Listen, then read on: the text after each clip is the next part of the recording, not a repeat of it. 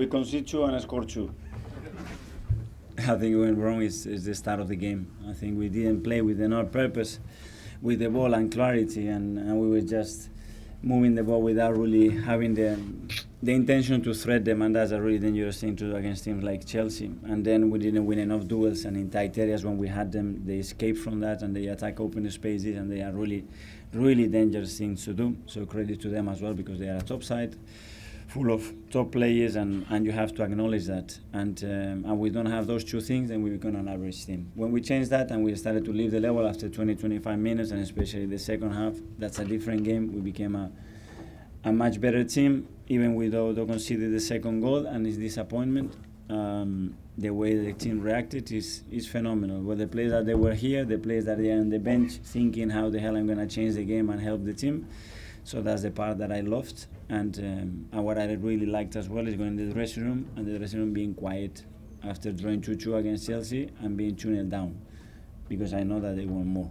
So that's the positives. James from CBS. Mikel, what did you make of the penalty? I already mentioned it to a ref and I got booked for that, so I prefer to make no comments.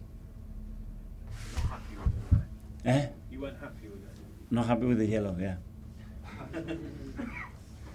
Okay, just on that point, I mean, we always have this debate about whether we think the law is right and whether we think the law has been, and then whether the law has been applied correctly. Do you think A, the law is right, and B, has it been applied correctly? Well, but the law is clear as well in where the ball has to be in relation to the action, and it's very close, and it's impossible to jump without lifting your hands. It's just mechanically is impossible. Rob? Mikel, the character of this side was questioned maybe at the end of last season, and I just wondered in a game in which you looked to be going away from them to come back to get to 2-2, maybe look like they were winning it. Does that tell you something about the progression of character in the individuals you have here?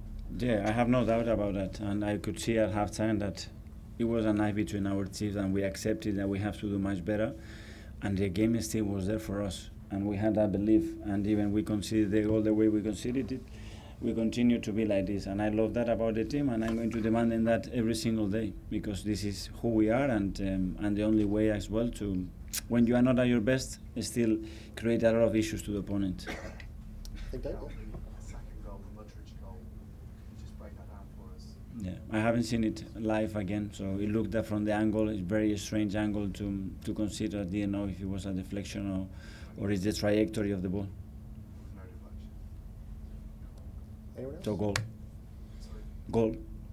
Yeah. The other thing that we wanted to say was that there were chants for Aaron Ramsdale from the Arsenal supporters. Just what was your feeling? Great. I love him. I was singing as well for him every single day. We sang a lot for him yesterday because he was a father, the most beautiful thing to do, and he's someone that has this charisma and personality and is very loved around the team. Anyone else at all? In front there, Jerry? Just about Robbie Charlton, one of the greats in the Yeah. passed away today. Wondered if you had any thoughts on that. Really sad news, but I think he leaves us in the best position that you can be as a footballer. The values that he transmitted, the quality, and how he changed English football, how he changed international football, the appreciation that he had, and the love that he had for everybody, the respect that he had for everybody. So obviously he already had legacy, but I think that's going to be beyond what he already had. So rest in peace, and I think everybody appreciates and I love what he did for this game. That's Sam. Hi, Mikel. Sorry, just quickly, what makes Trossard so good off the bench? He scores so many goals off the bench. Why is he? Well, first of all, that he's very good, and he's got this mentality as well to be always willing to help the team. And he had an injury that he wasn't fit enough to play the last few games. Then he played against City. He had to come off, and he worked really hard in the international break to be able to be fit again. And those things is like with Martinelli, changes momentum of season, you know. And I could see that he was ready to come in. Very intelligent run, the way he anticipates the cross and the action, and then obviously the way he executed, because it's still not easy to score. And finally we'll go to Dave.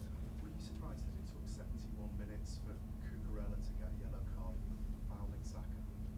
I've been surprised by many things, so I'm not going to get surprised by that.